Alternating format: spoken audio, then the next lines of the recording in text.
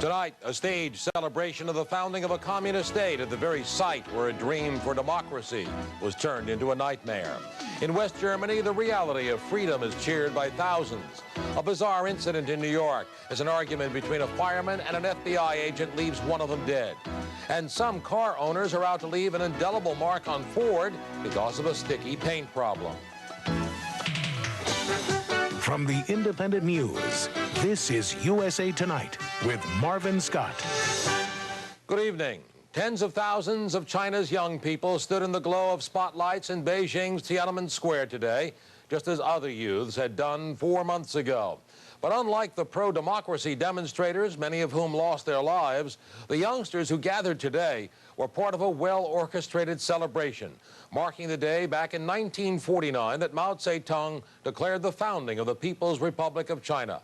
Brian Barron of the BBC has more on China's 40th anniversary. This was a nighttime spectacular in Tiananmen Square as the regime sought to wipe out memories of the June military massacre.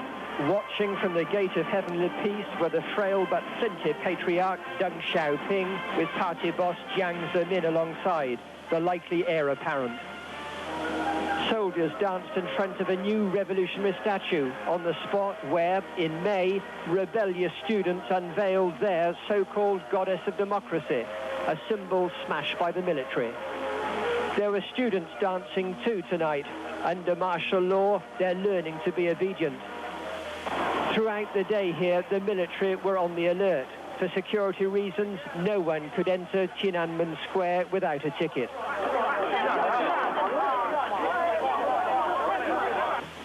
Today, no trouble marred the illusion of a festive capital.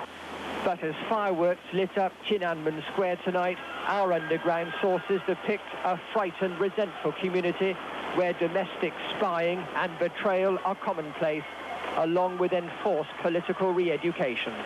China's 40th anniversary was observed in this country as well in quite a different way. In Washington, nearly 4,000 students from all over the country rallied in the rain at the Lincoln Memorial, then marched a mile to the Chinese embassy. Organizers called it a demonstration of solidarity with a pro-democracy movement that was silenced last June. Students from one Massachusetts university reportedly were offered money by an official of the Chinese consulate to hold pro-government festivities on their campuses. The offer was declined. And another demonstration against China's repression was held in New York. Their marchers carried black flags and stars symbolically dripping in blood as a memorial to those who died in the Tiananmen Square massacre. They called for the ouster of Chinese leader Deng Xiaoping. With shouts of freedom, the first of more than 5,000 East Germans rolled into West Germany aboard special trains today. Most had been occupying West German embassies in Czechoslovakia and Poland for months. For them, today was a day of tearful joy as they stepped onto West German soil and freedom.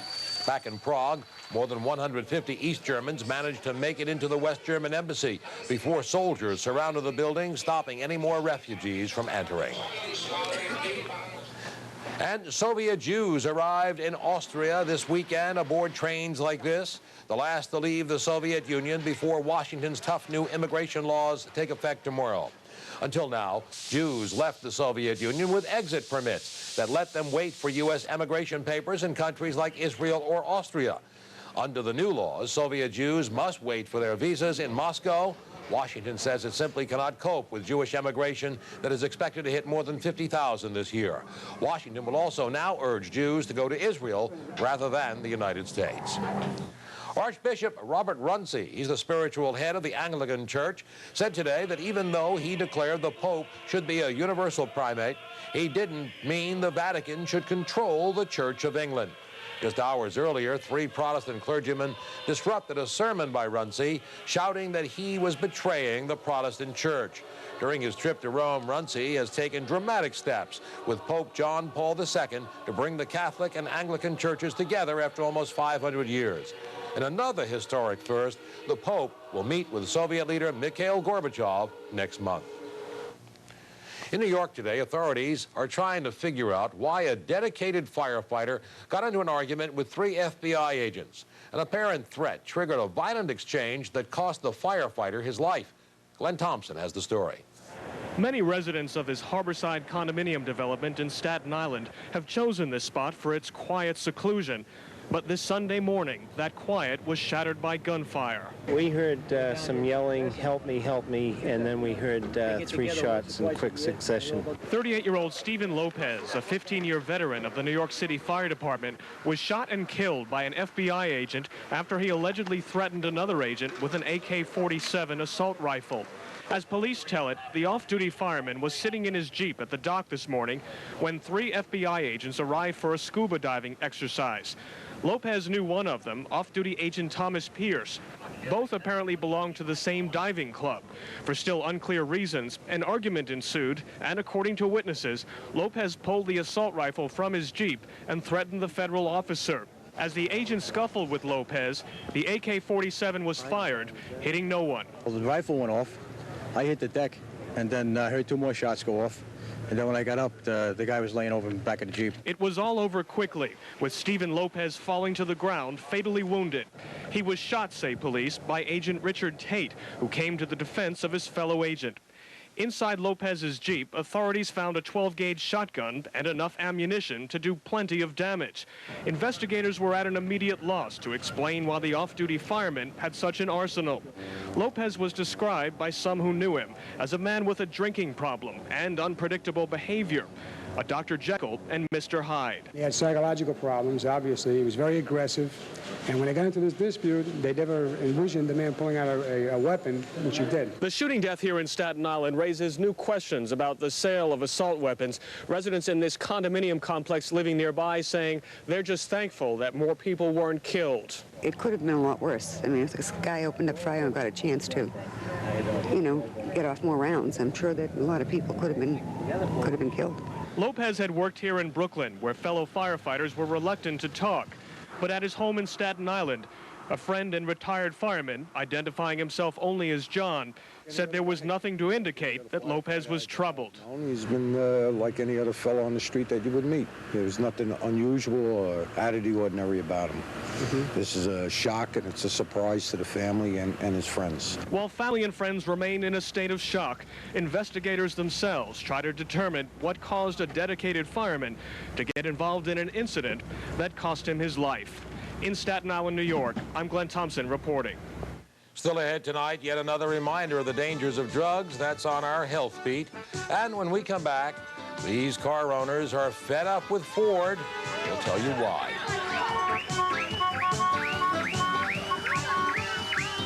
USA Tonight, brought to you by Citicorp and by Taster's Choice.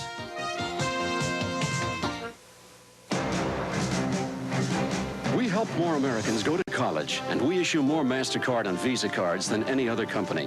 We also serve millions of customers in every major marketplace worldwide. We're Citicorp and Citibank, America's largest financial services company. Whatever financial success you hope to achieve, whether it's business or personal, we can help you do it, and do it better than anyone else. Citicorp, because Americans want to succeed, not just survive. Excuse me, ever try this coffee? Oh, no. I use special gourmet beans. So do we. Ah, I roast them to perfection. So do we. I brew fresh, rich coffee. So do we, but then we freeze dry to lock in superior fresh brewed flavor and aroma until you release it. Perfect. Who are you? We're the only ones who do all this. We're Taster's Choice, the choice for taste.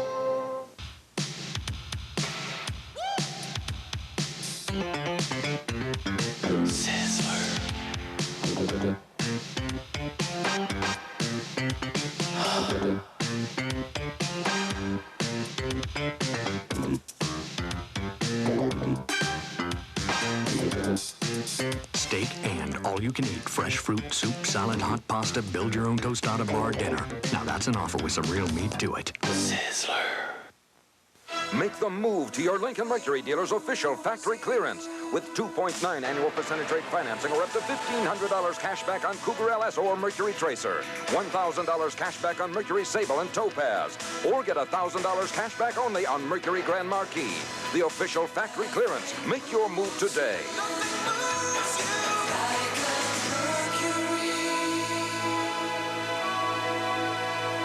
See your Lincoln Mercury dealer.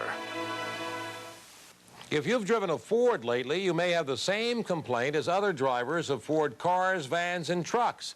Some Ford owners say the paint on their vehicles is bubbling, cracking, and peeling. They're angry with the company that claims quality is job one. And today, many of the disgruntled car owners took their protest on the road. Radame Soto has the story. These are angry Ford car owners. They say the Ford Motor Company has sold them vehicles with paint problems and that Ford does not want to replace their automobiles for new ones without this defect. Today, more than 100 car owners drove through the streets of Long Island, New York to protest the paint problem. As I was waxing my truck one day, I see all these little marks. I assumed that they were pebbles or just like Mother Nature, which it turned out not to be, because as I'm here today, it's peeling off even more so than it was 2 weeks ago. The problem is called starburst. A small bubble starts to form and then the paint chips off. It can happen anywhere on the car. Many of these consumers have contacted the Ford Motor Company personally, and the reply they get is, it's not the car, it is acid rain. But these people say that the Environmental Protection Agency is telling them a different story. I called Environmental Protection, and they contacted me with John Spence in North Carolina, who said that it was totally impossible for acid rain to cause the paint to literally peel off my car. In some cases, Ford has offered to repaint the cars, but the problem seems to persist. This is the third paint job that's on this truck. The factory original, 2 times they took it out of bare metal. And the paint just won't adhere to the truck. It just keeps popping off. This is only two or three months old, this paint job, and it's starting to come back again. It's not the paint. It's the metal of the vehicles, and I don't know where Ford purchased their metal. That's their problem. According to a document given to us by these protesters, Ford knew of this problem since 1987. The document reads, concerns of bubbling, cracking, peeling, and chipping of the top coat surface. We spoke to the Parts and Services Division of the Ford Motor Company, and they say it's an environmental problem due in part to acid rain, and that they will deal with each case individually. These consumers say that the next step in this battle is Washington. They want the federal government involved, and they will not stop until Ford gives them a brand new car. Reporting in New York, Radame Soto.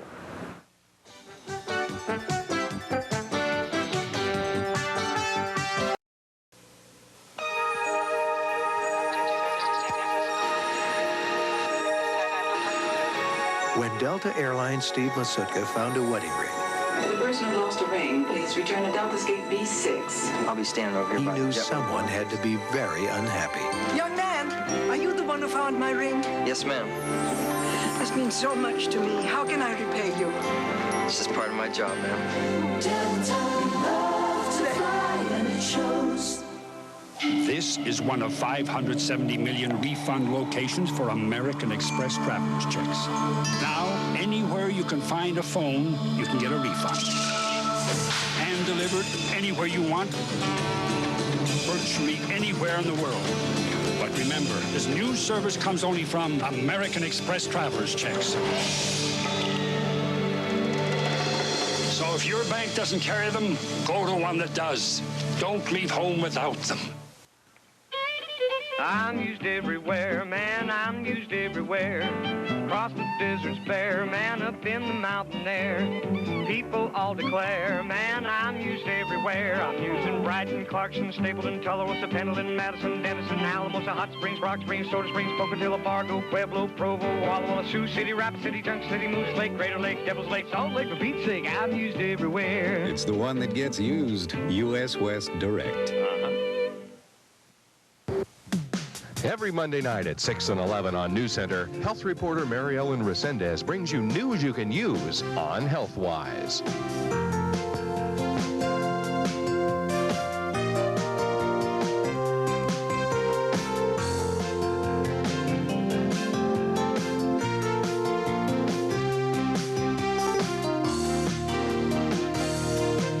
So join Mary Ellen every Monday night at 6 and 11 and be HealthWise on News Center. USA Tonight's Health Beat, brought to you by Advil.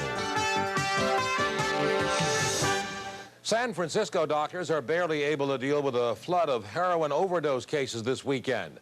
Mexican black tar, as it's called, has killed one person and is responsible for at least 42 overdoses. The drug is a potent form of heroin.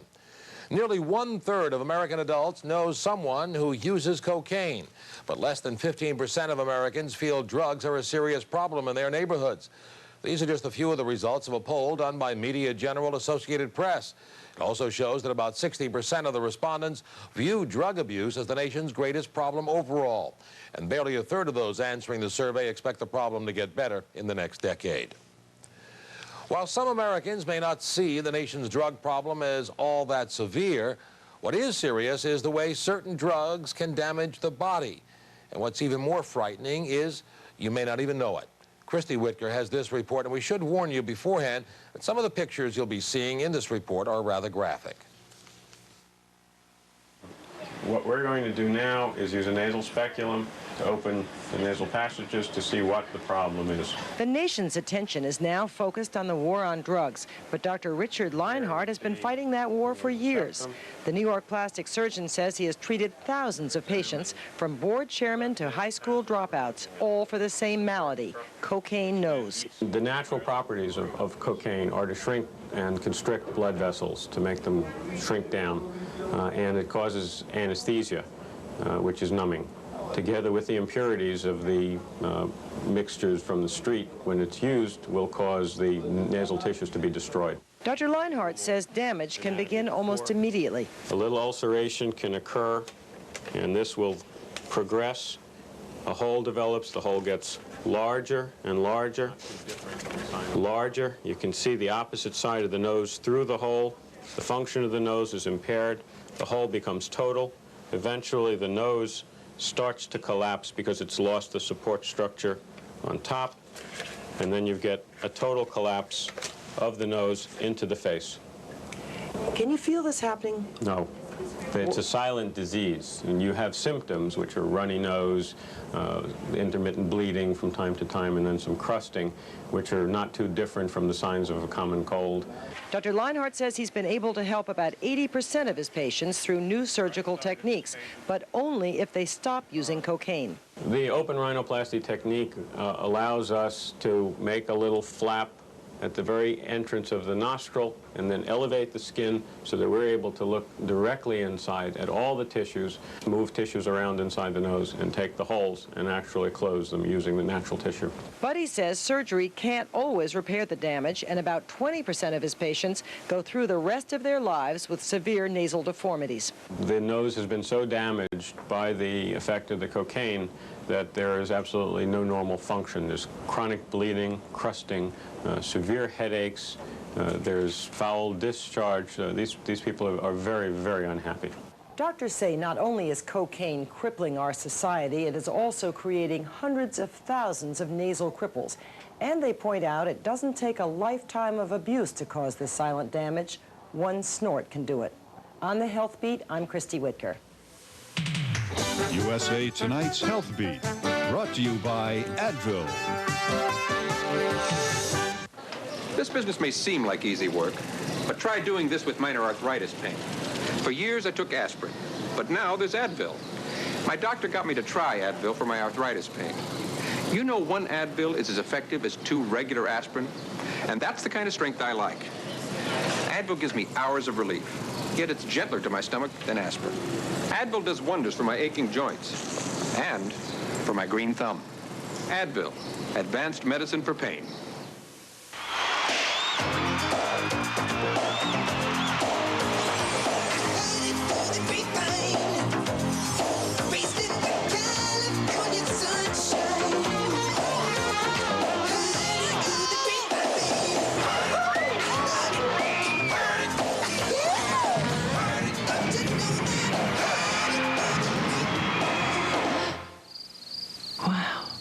Something to eat.